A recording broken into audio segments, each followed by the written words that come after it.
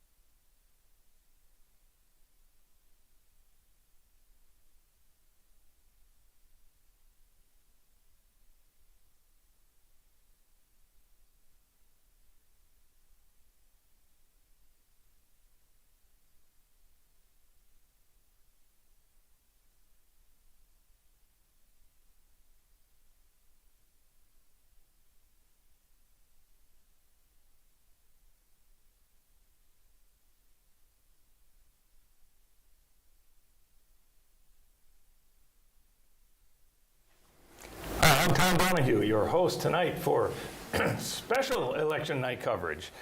Tonight we're talking about the bond issue that's going to be results of which will be reported to you in about 45 minutes.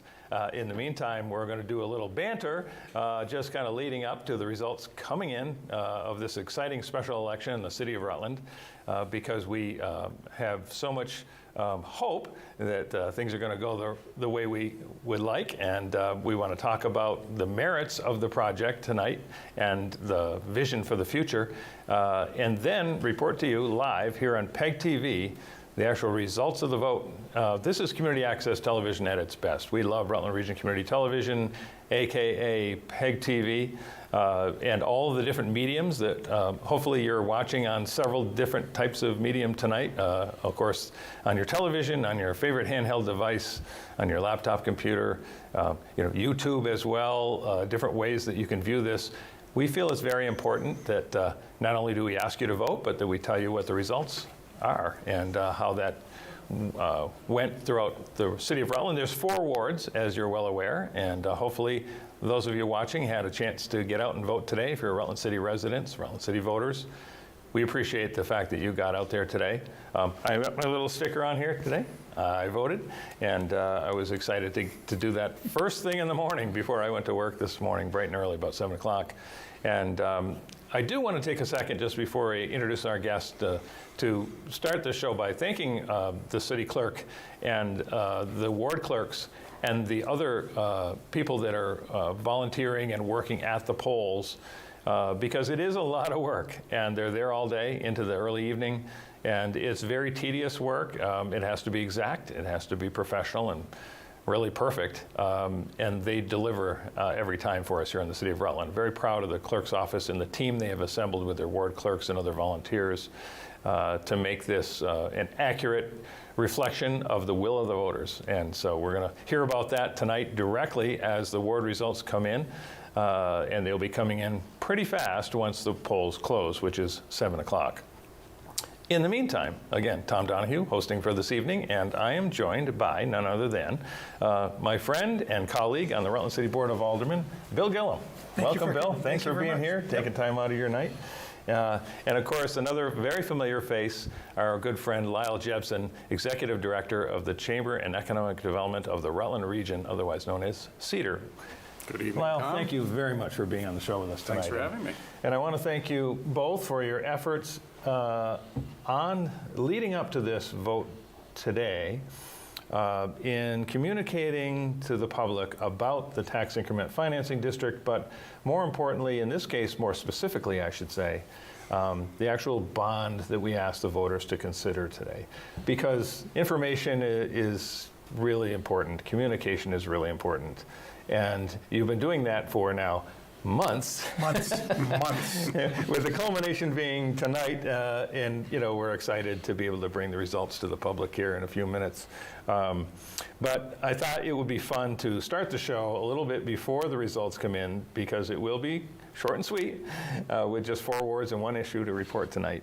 And I thought it'd be fun to kind of talk about our visions for the future, with the assumption that maybe this, and we don't want to assume that anything automatically, but with our hopes, let's just say, that it does pass this evening and that there's this economic opportunity now in motion for Rutland, Vermont, Rutland City, Vermont, I should say. And so I thought maybe it'd be fun to talk about, and both, all the 3 of us here, I guess I should say, have some history with Rutland and can remember. So I'm willing to admit that I can remember the Bardwell Fire. I was there. Berwick Fire, I'm sorry, Berwick Fire. And I was there. And I will say at least I was quite young, so I'll give myself that much credit. But, and it was a tragedy, people lost their lives. People lost their lives. Yeah, it was a very unfortunate circumstances there. But one of the more notable sort of events in Rutland that has unfortunately been, a reminder of which was this, also affectionately known locally as the pit. Mm-hmm. And we've now had the pit since the fire, all this time, which was this makeshift corner where the building stood that had been turned into pretty much a dirt parking lot for all these years. Mm-hmm. And when you have a historic, beautiful historic downtown on the National Historic Register, and local people owning many of the buildings that have kept them up in this just gorgeous streetscape that we all enjoy, literally every day of the week for me. It seems unfortunate that this exists, and for the first time in many, many years, we are at a pivotal point tonight, going from tonight forward, that we may have the opportunity to once and for all resolve that vacancy on that corner and build a flagship that will be the beginning of an economic boon for the city of Rutland. What do you think about that, Bill? Well, we've been working on it for 3 years. When we made the first visit to St. Albans to check what they did up there, building a hotel, a whole new infrastructure, parking garage in the middle of the block. They built all brand new buildings all the way around, added a ton load of tax base to the city of St. Albans, and the streetscape, it just looks extremely busy all the time there. Activity happening all the time. Mm-hmm. So when you drop something new like that into a derelict piece of property, it will just change the whole makeup of Center Street and Whale Street. And a lot of people don't understand if this goes through, which I'm very confident it will go through, this will be one of the anchor stores in downtown Rutland, which will mirror the Paramount Theater across the street, which they are putting $5 million in and building above the floors. And it also helps all the merchants on Center Street, Whale Street, clean up their properties in front of their buildings and the surface, and then what's more important, underground, all the plumbing that's needed to support all that downtown. Yeah. And I want to just add to what you mentioned about St. Albans, only because there was something that struck me. I was on a commission that the governor had appointed me to some time ago, and was up there because they moved the meetings around the state so we could be available to everybody and hear from the public on that topic, which was climate. It was the Climate Commission.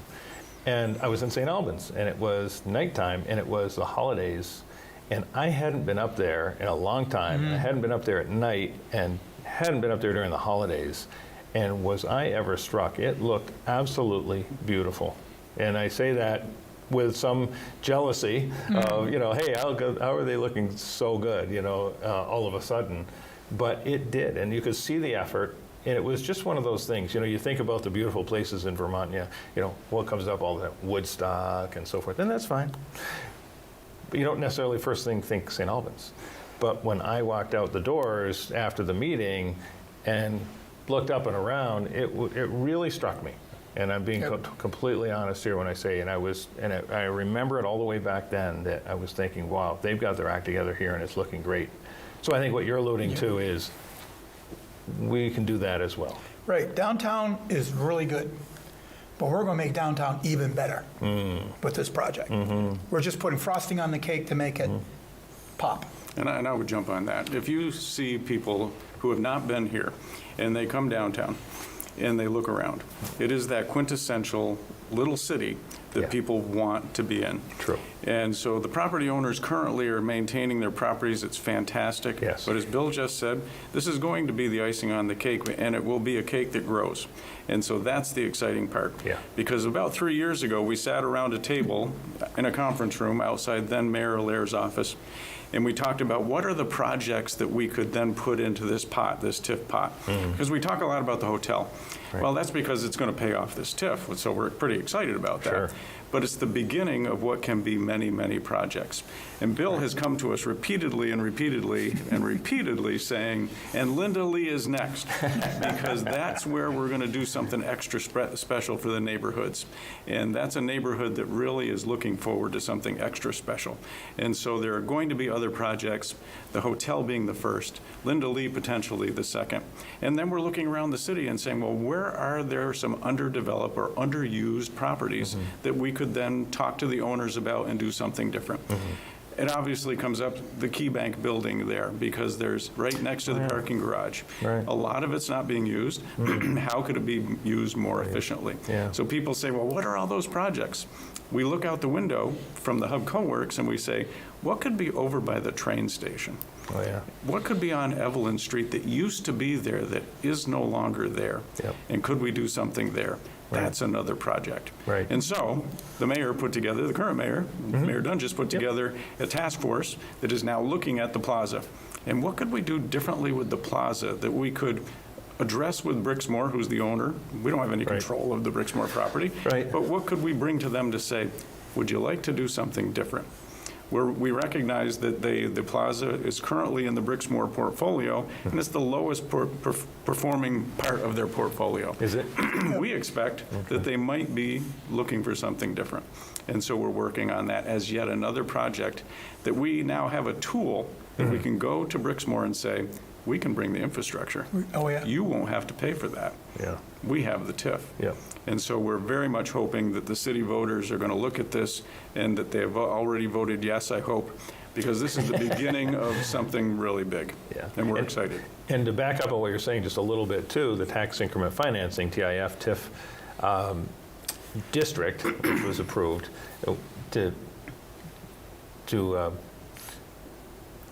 I want to say that it's somewhat notable in that what I learned in the process a little bit earlier on, and I was not aware of, that statewide, they only allow 2 per county, That's correct.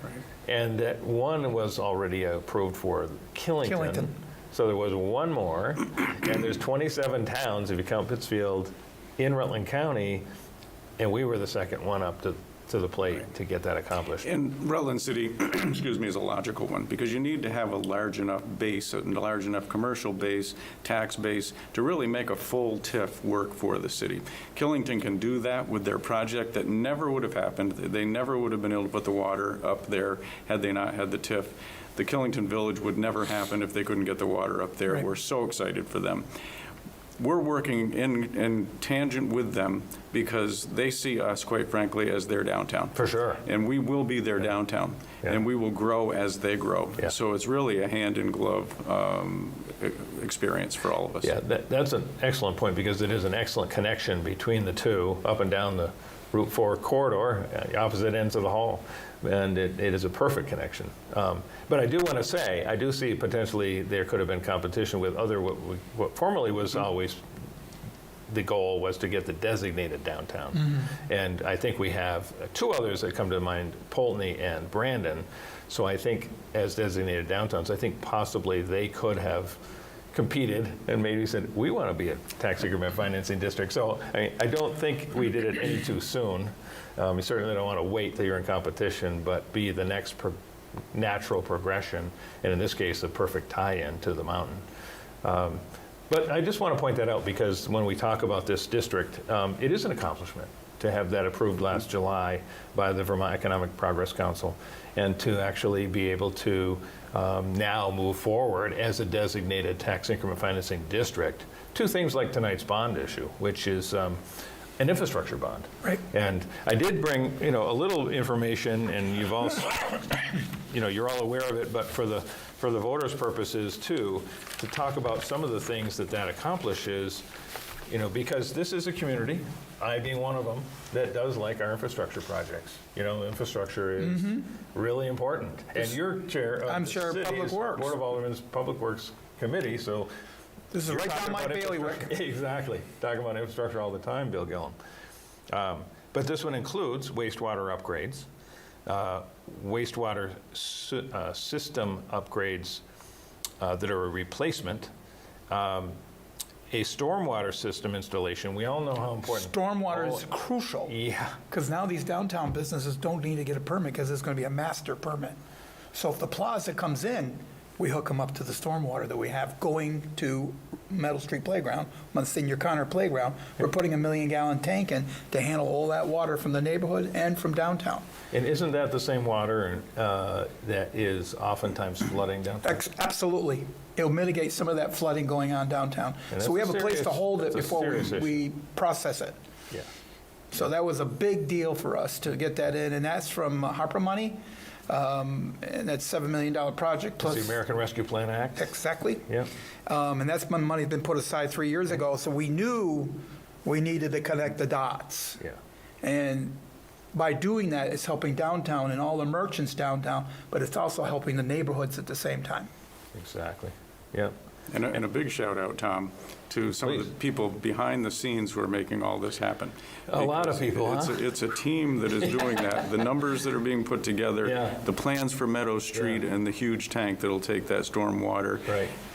we have a wonderful Department of Public Works, starting with Bob Protovansky, Right. Ted Gillen, their crew. Right. They have been putting together plans for, not only do they do street work every single year to make the sidewalks better and the roads better, Right. but they've been putting this plan together for stormwater separation. This fits right in with the plans that they have. Yeah. And historically, part of our problem has been that the stormwater goes into the drinking water disposal, if you will, all of that going down to the plant for treatment, separating out stormwater from the wastewater, if you will, actually adds capacity to the plant because you're not Exactly. processing water that doesn't need to be treated. That's good. Having capacity in the plant is also another attraction for business because one of the things, and I've always said this about Rutland, one of the things that's been an ace in our hand is that we have water and sewer capacity. And those are two, they sound basic, it's infrastructure, Bill, but businesses won't even consider you if you can't offer them an adequate amount of water and sewer because the state requires it, as well as other things that we have like fire suppression. Exactly. I was just going to talk about that. I was just saying which is that also improved in that's this project. huge for us because the upper floors of all those stores downtown could have housing in there or offices or a combination And this of. project will have 26 units. Yep. So we need to have the water pressure for the Paramount to do their top 2 floors for a 300-seat facility on the top floor and then breakout rooms and then a theater area. So they're going to need water for their sprinkler systems. And then because of the fire marshal and the new rules coming in, everybody's got to have a sprinkler system for the life safety standards. So pressure needs to be good on Center Street. So that's another huge piece that's going to go into place and help the businesses downtown to maintain that by putting larger water lines in and better pressure. Well, and not to harken back to the tragedy, but we all know especially those of us with the memory that goes back that far, that is a real and Yes. can be a real concern that you have to be prepared to address. Especially when it's below zero and they got to run the fire hoses way up the hill and down the street just to fight a fire. Well, this way, if we put the systems in place, there's going to be a system right inside the hotel, hooked right in. It's all right there. So it's going to be much easier to manage for the fire department. Now, I'm not the infrastructure guy, but I do want to, if I'm remembering correctly, that this enlarges pipes significantly as well, which was... The capacity will be increased, both coming in and going out. There we So go. that is completely necessary now. In the past, it was built for what was needed. It was perfect. Yeah. Now, there was a pipe the other night at the meeting that you probably saw, a water pipe that was originally this big around. I don't know if that's 4 or 5 inches, Yeah. but now it's like 3 inches. And not for anybody's fault. You can't get in there to clean these pipes out. No. Residue and everything kind of builds up over Right. time. We're looking at over time, 150 years over time. Wow. The pipes and infrastructure there has well lived through its life expectancy. We can't expect it to go much longer. We would have to go to bond one way or the other to take care of that. So the other issue is the sewer line for Center Street is under the buildings on the north end of Center Street. Something So we new have I a learned, break. by the way, in this process. I never knew that. If we have a break, they have to dig someone's cellar up to get there. Yeah, I had no idea. Oh, yeah. So this, we can, cap that off, build a brand-new line. Also, the water line is going under the hotel site underneath the parking garage. Okay. Well, we're going to move it onto Center Street. Got it. So if we need to dig it up, we're going to dig the street up, not sidewalks. Yeah. It's better to dig a street up or under a building. So they're planning, Yeah. putting a lot of plan into this to make sure For the future. that we can get to it. Yeah. And This is that about the old future. water, that old sewer line will be just shut off. Yep. That won't be used any longer. I see. Capped, Okay. both ends. Yeah. Another interesting thing here, Tom, Yeah. is that this has gone over 3 years, this planning. There have been some aldermen that have come, some aldermen that have gone. We've had a mayor come, a mayor go, a Yep. new mayor. Everyone that comes to the table has been in favor of this project. This is a unanimously voted project by the Board of Aldermen, current and past. And so they all see the wisdom of doing this project and doing it right now. Yeah, and I'll throw out one thing, but first I want to just kind of remind our viewers what's going on here. My name is Tom Donahue. I'm acting tonight as the host for PEG TV on this live special election night coverage. But we're talking about, and going to be talking about shortly, the results of your vote today, those that got out. Those are affected in the city of Rutland, particularly, by a $3.9 million bond request that will be part and parcel to, it's really a key final element of the affectionately known as the hotel project, but basically part of the tax increment financing district downtown, because it is a 99-room hotel with 26 living units and maybe a restaurant on top. But more importantly, this bond goes into the infrastructure, which desperately needs to be improved and replaced in downtown Rutland, and the whole project being a launching pad for our future economic development in this community, which excites me to no end tonight. So I'm really excited about getting some of these results in. And in the meantime, I have some special guests on the program. So to my right, of course, my good friend Bill Gillum, Rutland City Alderman and chair of the Rutland City Public Works Committee on the Board of Aldermen. I happen to chair and proudly the Community and Economic Development Committee of the Board of Aldermen.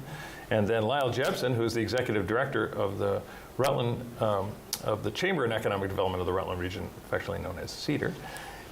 So these guys, and especially, and I'm going to single out Lyle for just a second, say, you've been working on this for a long time from the Chamber's and economic development standpoint, because of the last thing that I mentioned about the economic future of Rutland.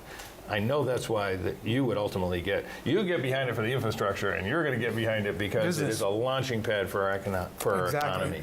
Right. And we can't have new business coming in and not having water and having sewer, as Bill's describing. This is a door opener. This is an opportunity to grow the upper floors. It's an opportunity to do something different at the plaza. It's an opportunity to take older buildings and rehab those older buildings and bring sprinkler systems into those buildings. Think about our firefighters who work so hard. Having them going into buildings where they can't get the water pressure that they need to put fires out. We can't allow that to happen. Mm-hmm. So we need to support our public safety folks. That's one example of how this project is really going to help the community. Two things I want to mention about that is, one, with the $3.9 million, or up to is the language, $3.9 million for this infrastructure. The infrastructure project portion of it, which I started to read and I left off at stormwater system, but you also have the utilities and the streetscape, which is going to be fantastic, is supported by the increment of growth in the financing district, the valuation growth, as well as over half of it will be provided by these grants that your team, like you said, Lyle, because there's been a team of people working on these. Ed Bove, I should, shout out as our city planning director, among others, though, there's so many, that has put together over $4 million in potential grants. Some of them not so potential, some of them actually awarded, sort of contingent on, and technically, if the project doesn't go forward, these grants wouldn't necessarily go forward.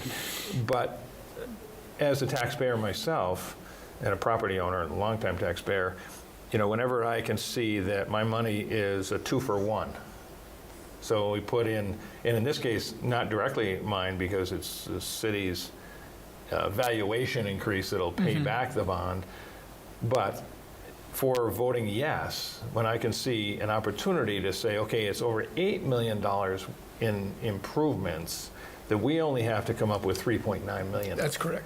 That's a reason enough for me to say yes, yes, yes. Well, why some of that has happened, and I want to give a shout out to a couple other people. Great. Cooper Babbitt, who was with our shop originally, was working with Ted Gillen and others around that MBRC grant. Ed Bove, as you mentioned. Well, I wouldn't have thought of Cooper, so thank you for mentioning Cooper. The state would not have provided that money, the $3 million through the MBRC grant, had it not known that Rutland City had the capacity to handle the administration of that. The city has the capacity to do that.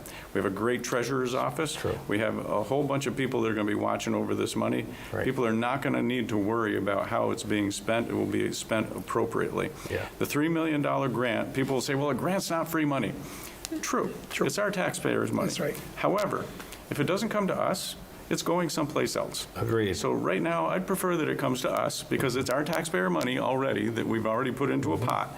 Let's have it come back to Rutland. That's Another shout out is the governor. Yep, I'm with you on that one. Right. Phil Scott is on the MBRC committee that oversees how this money goes to different places, not just in Vermont, but in New Hampshire and Maine as well. And so they sit with other governors in a committee and they talk about what's the best place to put that money? Where's the biggest bang for the buck? Where's the next place that's ready to grow? Yeah. And in the state of Vermont, if you get a $3 million grant like that, you know the governor's saying that's the next place to grow, just like he did with Killington. Yeah, good so point. there's capacity here for economic growth. The governor knows it, the MBRC committee knows that, and we are very fortunate that we received that grant. And my understanding was that the maximum you could receive was $3 million. Correct. That's So correct. we received $3 million. And we're one of the largest grantees. And rarely does a county get two $3 million grants, and Thank you. Killington got the other one. Got the other one. And so if we say that there's a big sucking noise in Chittenden County and everything goes to Chittenden County, Well, it's going the other way. this time. We can be a little parochial here. Yeah. It's okay. So it is coming this direction, and it's spread across the state, and we're the recipients of that. We're very fortunate. Yeah, that's phenomenal. And there was another piece in here that was put into place. The sales tax coming from the products to build this hotel Right. is $500,000. We just got awarded that. That is coming back to us to go into the infrastructure. Yeah, That's sales a tax program. reallocation. Reallocation, that's correct. And that's a program they put in place. So the state's actually putting some more money into the system to help add to our total piggy bank that we need to build the infrastructure. And the reason they have to consider that is because they really don't want to do that a lot. Oh, no.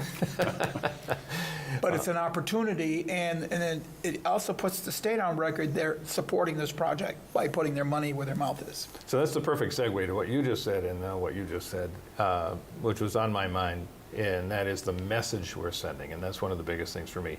So wearing the old hat of the community development director, or back then the economic development director for the city of Rutland, and when I used to do this attraction of business, that mattered. It was the message you're sending. We're open for business.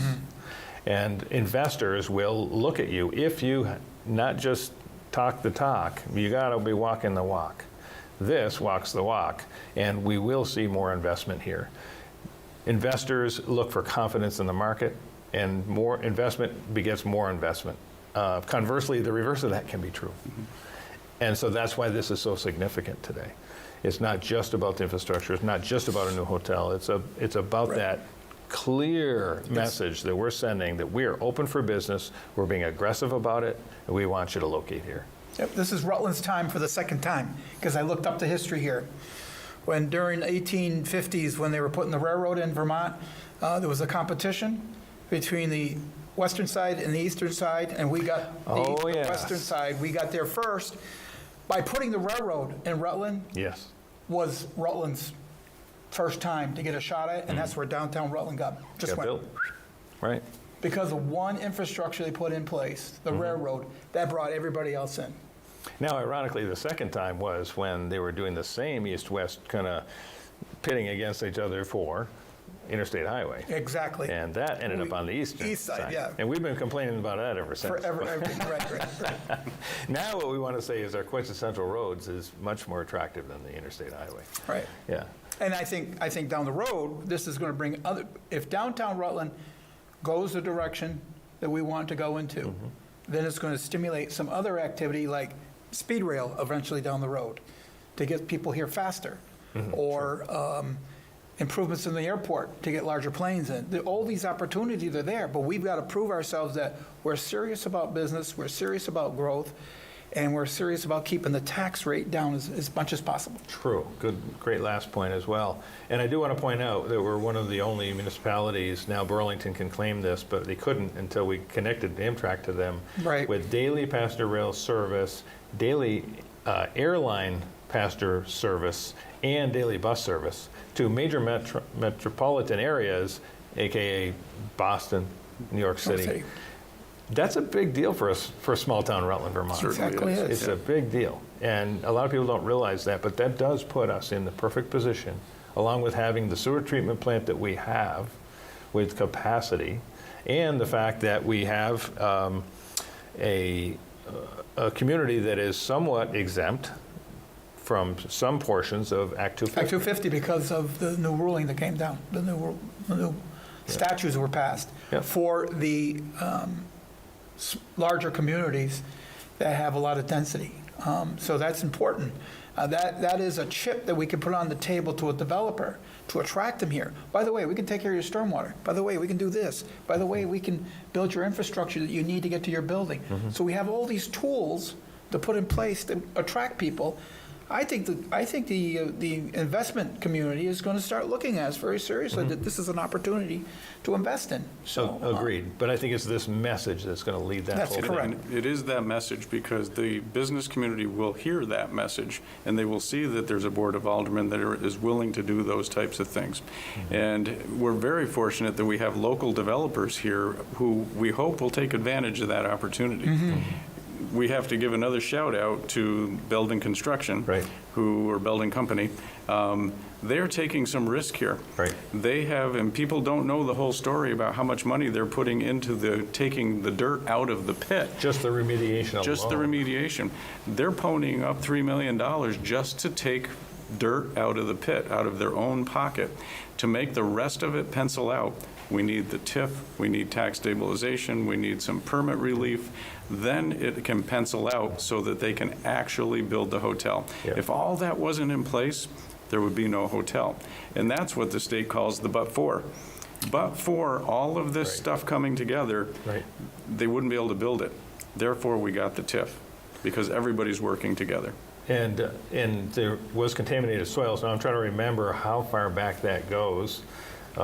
They didn't start that. They didn't make that mess. That's right. No, They no, own no. it now, but they didn't make it. It matter of goes fact, that way was there back. before the hotel went in there. There was a laundry service in there. They That's dumped what I was all the gonna gr- ask They if- dumped the dry cleaning material into Is the that what ground. it was? Yeah, yeah. Okay, yeah. And so that is a significant issue about redeveloping that corner. Not just anybody can pop in there and build on it without doing the work, the $3 million worth of work Just- that Belden's doing in this case to prepare for this opportunity. Just doing the engineering for that hole, the test holes, and all the things are mapped out on that map, on exactly where all the contaminants are, was huge. Is that right? Oh my God, they know exactly where everything is. Yeah. And because they did those test holes and they did the pre-planning, the state then also put some money in for helping with that cleanup. Great. Which they wouldn't have done because the state couldn't afford necessarily to do the $5 million worth of cleanup that Sure. needed to happen. But with the Beldens coming in and the state coming in, it's going to get cleaned up. Okay. It's a joint venture, So that's 3 and 2? Just about. just about, yeah. Yep. Wow. That's And a- then An the- amazing amount of money. That's an And you say, incredible why do commitment. they have to do that? Apparently, they have to take the dirt and they have to ship it halfway across the country, and they have to burn it in some facility. Wow. 30 years ago, 20 years ago, we probably didn't do it that way. No, we didn't. Now we do. Now we do. Now we just need to say, okay, that's the process. Wow. But it costs a lot of money. Wow. Yeah. So, and again, that's why this is a unique project. It's really, I see this as really probably a one-time opportunity. This has to go forth, or we're going to be looking at that situation there for a long time to come. I don't mean to be pessimistic because I'm an optimistic person, but I really fear that this is our shot. Well, and shout out to Peter Fagan, who stood up at the last public meeting and said, I don't want to be standing here celebrating the 100th anniversary of the pit. Right. Let's do something different now. Yeah, that's. I remember Peter saying that, and it was, unfortunately, it could be true, and that would be frightening. So, that's why tonight's so exciting for me. In today's economy, there's no way that a business or investor can do the whole thing on their own. Or can the municipality do the whole thing on their own? Or Yeah. other businesses No, who that's a would good be point. Good benefiting from this can do it on their own. Yeah. It needs to be a partnership. That's the only way it's going to work today. Yeah, it's a clear partnership. So we're at that point in the program where we actually have some results coming in. So this is a drum roll. We're pretty excited. But this is Calvary Bible Church, Ward 4 in Rutland City. The tax increment financing bond vote, yes, 326. Yes, 326. No, 57. No, 57. The tax increment financing bond vote passes in Ward 4 in Rutland City. That's one of the 4 wards, Calvary Bible Church. Again, the yeses 326, the noes 57. So congratulations on winning 1 ward. I think But that's a pretty that's overwhelming a pretty margin. overwhelming margin. That is impressive. So I would say the public is listening very Very carefully. carefully. And that's And the public, quite frankly, is very smart. They know what needs to happen. I mean, this says that you know, the communication went on for quite a while. People paid attention. They made up their minds. I always say, you know, have faith in the wisdom of the voters because they're savvy and they do their homework. We now have Christ the King Ward, Ward 2, which is typically the largest voting ward in the city. But it looks like about similar numbers size-wise to Calvary Bible, which would be impressive. According to this, yeses for Christ the King Ward 2, 368, and no, 56. Again, yes, 368, no, 56, and that's the Christ the King Ward 2 on the tax increment financing bond vote. And those 2 wards coming in, Ward 2 and Ward 4, there is one more larger ward, which is what we used to call Ward 1, and that's up at Godnick Center, where I vote. And then the American Legion Post 31 is the next one to come in, which would be Ward 3. So we'll wait on those, but at this point with these results, I would be shocked if anything changed regarding the ability for the noes to outweigh the yeses. So I do want to say one thing, because it's very important, that these, again, we always say on PEG TV that these are unofficial results for a couple of reasons. The city clerk always has the official results. They are then sent up to the state for certification, and then it's made officially official. So at this point, these are the unofficial tallies for this tax increment financing bond vote. And I just want to be clear about that. So while we think they're pretty accurate, they typically are here at PEG TV, we do want to make sure that everyone knows that they're really not official until the city clerk's office says they're official in City Hall. Well, we have to do that for bond council anyway, so everything has to be. It's interesting, Tom, someone told me early on when we were starting to go through this process 3 years ago, they said if you make an argument to the public in Rutland about infrastructure, they recognize the importance of infrastructure. And I think that the vote tonight is beginning to show us how they recognize how important it is to our future. Because Agreed. This is not about tomorrow. This is about the next 50 years. This is about the next 75 years. And so that's critical for the city, and it's very encouraging, the vote that's coming in right now. Because if this stands, and again, unofficial, but we believe them to be accurate, it would look like something like, with just 2 wards in, 694 yes to 113 no. And if that's the case, it's just it's a mandate. It's an overwhelming margin. Very clear to me.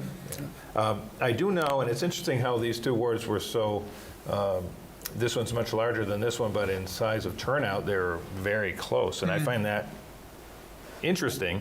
But I also know that as an election goes, and I drove around all the wards today, by the way, because I took my lunch hour to say, I'm just going to, be nosy. And I didn't go interfere, but I drove around to kind of look at the parking lots and see the comings and goings. And I thought it was relatively quiet, frankly, at all 4 wards. So now that doesn't necessarily mean that people didn't vote, because a lot of people do take advantage of the early voting now, which is great. You can go into the clerk's office and vote. If for any reason you don't think you're going to be in Rutland on the day of an election, or don't want a chance that there's a snowstorm, or maybe you get the flu or something, and you really want to vote, there is a point earlier on in the process where the clerk's office says, okay, you can start voting now. And I've actually done it once, and I have to give the clerk's office credit on this. When I went in, it was just such an easy process. They took you right out back. You had privacy. You know, they had a booth set up, and you're able to just go right in there as if you're in your polling place, and at your leisure. So you can go in any time during the time that the clerk's office is open during the day. And I think that's a game changer, just because it sometimes might be a conflict. Everybody likes to vote. I've been voting since I was 18 years old in this community.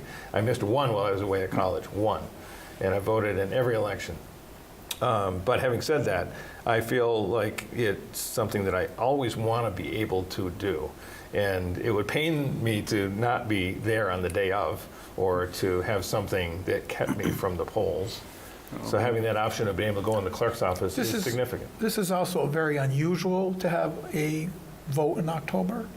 Usually it's town meeting day in March, or November. Presidential elections or state elections in November. Good point. The reason why we had to go October, because we need to get the bond in place and approved by the bond council. So by the time we get into construction season in April, we're rolling. We need to roll the same time the hotel is rolling, because we don't want to rip the street up after they got the hotel up. So it's one of those things that's got to work together. And one real special thing about our community and state is our access to our elected leaders, like Bill, like Dave Allaire, who just walked in, the president of the Board of Aldermen, I'll mayor. Say hello to David Allaire, who's just joined us in the studio here to just probably celebrate with us. So because my phone is blowing up, maybe, David Allaire, maybe president he would of the like Board to of come Aldermen. over. Would you like the president of the Board of Aldermen to come over? Well, I didn't give him a warning, so it'd be totally up to him to whether he wants to be on the spot or not. But he's certainly welcome. He handles on the spot. Yeah. All right. Yeah. All right. Because my phone is blowing up and I need to go find out what that's all about. So thank you, Tom. All right. Thank you. Thank you, Lyle, very much. Thanks for all your efforts. Congratulations. Hey there. Hello, David. Hello. Yeah, welcome to the program. Well, thank you. Yeah. Thank you. Sorry I didn't give How are you? a forewarning. So I'm David good. Allaire is here with us, and I'm sorry I didn't coming get on. dressed. I just No, came no, kind of from work. And Let's blame Lyle on that. So anyway, we've got a couple of awards in, and again, unofficial talent. yeah, I was at Christ the King to got the numbers there. Okay, and so we have 368 at Christ the King, yes, and 56 no, and at Ward 4, which is Calvary Bible, 326 yes and 57 no. Yeah. So those two alone total 694 yes and 113 no. Now we have the Ward 3 I was talking about, which is the American Legion. That comes in at 183 yes, and 52 no. 183 yes and 52 no. And the last, and great shout out to PEG TV and the staff here for getting this across the finish line for us. Ward 1, the second largest ward in the city, where I vote, the Godnick Adult Center, yes 313 and no 48. So our totals for the 4 wards, an overwhelming margin, a 85% approval. Wow. Of 1,190 votes yes, 1,190 votes yes, and 213 votes no, 213 votes no. That's the accumulation of the 4 wards. That's Godnick Center, Christ the King, American Legion, and Calvary. So, David, since we have you on the program, and appreciate you being willing to pop on with us. Yeah. What's your first thought? Well, I guess a couple of things. First, a big thank you to the voters of the city, the ones that took the time to come out and express their views. We had a public hearing last night and gave people the opportunity to come in and say yay or nay and how they felt about, the vote today. This just shows, I think, that all the hard work that's been done the last couple of 3 years, and even going back to, my last year as mayor of the city, we kind of, set the stage for this during that time, got the pieces in place. And I just wanted to take the time to give a shout out to Bill, Alderman Gillum, to the mayor, and to Alderman Talbot, and a few of the folks that have been on the board that have really gotten, their hands dirty and worked really hard, did all the legwork to lead up to this. Lyle Talbot, the chamber, a lot of people have been involved in this. It's been a lot of work behind the scenes. And along that mention, I want to mention Stephanie Clark, who's with White Burke, absolutely, the advisor on this, who actually happens to be somewhat of an expert on tax increment financing and was advising. Absolutely, Stephanie, right there at the front of the line at those public hearings, and really explaining the details and what is involved in this. But what's so important is, the infrastructure is going to get built, which has been needed for years and years and years. There's really been very difficult for the city to finance that. We've been doing, work underground around the city in small increments, but this is a game changer downtown. And it's going to help not just the building of the hotel, which is something that we all want, and I've been advocating for years, but for other small businesses, to come in, and now they'll have that infrastructure to be able to grow not just the downtown, but to grow the whole city. This is just incredibly important. And we talked about the message that it's sending about our future to other investors and economic development, that this is a city that means business, and we're open for business, and that no question, we're ready to grow. And I mentioned at the public hearing that Burlington has a lot of construction going on. Bennington has a lot of construction going on. Yep. Well, this is our turn. Yeah. And it's really Rutland's critical. time right now. Yeah. Because the taxpayers were very, very, the voters were very strong coming out on this high vote on yes. They're supporting something new for Rutland. Yeah, and I'd like to also give a shout out to Alderwoman Davis, who's been there all these years, who's advocated for this. She always likes to, question and ask the right questions, and was a little reluctant at first. And she's mentioned this in, in the paper and in some of the interviews. But she jumped when she realized, exactly what this means for the future. She jumped on board, and it's rare to see, not only the whole board, but, the administration, the business community, the chamber, all be on the same page, advocating for, a project like this. So I can't be happier. The message it sends, you're absolutely right. It sends that out to the whole state, that, we are open for business, and we know what's right, and we did the right thing down here. Well, and I would say one other thing, David, which is besides the list that you had of everybody being on the same page, you can count the voters in on that as well. Absolutely. Absolutely. Absolutely. And they're the most important. They were the most important in this. Yeah. But we had to do our homework to get that information to them, so they were educated voters to go to the wards. Yeah. So I think they did their job getting the information out there. This is the last piece of the puzzle, really. So there's a lot of exciting things to look forward to over the next 2 and 3 years, just in this one project alone. This is just one project. The tax increment financing has 11 potential projects with 8 infrastructure projects, so there's a lot of opportunity here. Or there's some out there we don't know yet that are in the district. Exactly, right, yeah. So let me just recap, since we're here for live election night coverage, and appreciate our guests and their opinions tonight. But we have, I guess I can just go to this sheet now, which is Godnick Center Ward 1. We'll just go in numerical order here, with 313 yes votes to 48 no votes for the bond. Ward 2, Christ the King, 368 yes votes to 56 no votes. Ward 3, American Legion, 183 yes votes to 52 no votes. And Calvary Bible Church, Ward 4, 326 yes votes to 57 no votes. So the total being 1,190 yes votes to 213 no votes, 85% in favor, 15 opposed, and that is a total of, it says total votes cast, 1,403.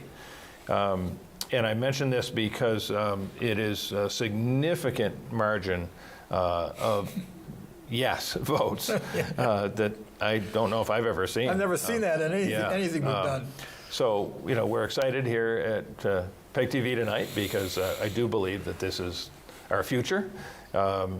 This will spark much more economic development in the region, and eventually be expanding our grand list so that it spreads out that tax burden across more commercial development and new investment in our region that otherwise falls on typically existing businesses and homeowners. And so always increasing the grand list is a good thing to ease that tax burden on our voters. But I also think that infrastructure matters in Rutland, and it always has, and it's always a good investment. Infrastructure is never a bad investment. But I never seen a vote this high for infrastructure. I think people also got the message that we're doing over $8 million worth of project here with the infrastructure, which includes Center Street and bearing lines and things, that is about half paid for, or a little more,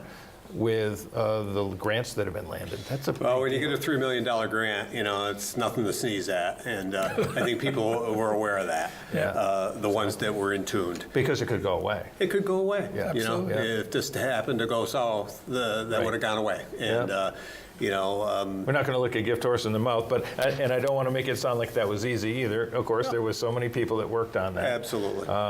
And it was probably too many people to possibly thank tonight, but I do want to thank everybody who was involved up to this point in creating the outline for the TIF district, which we approved at our Board of Aldermen, and also for the work that went into these various grants, which includes a VTrans grant and a state tax reallocation grant, and then the Northern Borders Regional Commission grant, and that is the $3 million grant we're talking about, all of which will go into this project now, along with this bond, which will be paid for by the increased valuations on the property in downtown through the tax increment financing. This is the last big piece of the puzzle, and you, the voters of the city of Rutland, have chosen to support it and are bully about our future. We are too, so we really sincerely appreciate this vote tonight. I think this vote has given me tons of confidence to keep going. I think they're supporting this, and I think they want to see Rutland develop into a nice little town. That already is, but yeah, you're right. But make it better where we were. You're absolutely right. Bigger and better. Bigger and So, better. We're already at only 7:22, and we've got these results in. So I just want to also take a moment to thank some people here that have worked on this tonight, because it's also a project here of many people that make this production happen tonight. Starting with the executive director here, Tom Leopold, who is very familiar to people here at PEG TV, and then Nancy Donahue, Chelsea Vogel, Rich Elnicki, Jim Boughton, Greg McCormick, Chris Donahue, and Sam Lamb. So that's 1, 2, 3, 4, 5, 6, 7, 8. And if you throw me in as the icing on the cake, 9 people working on this production tonight so that you not only could hear these results this evening and quickly, 7:22, we wrap this up.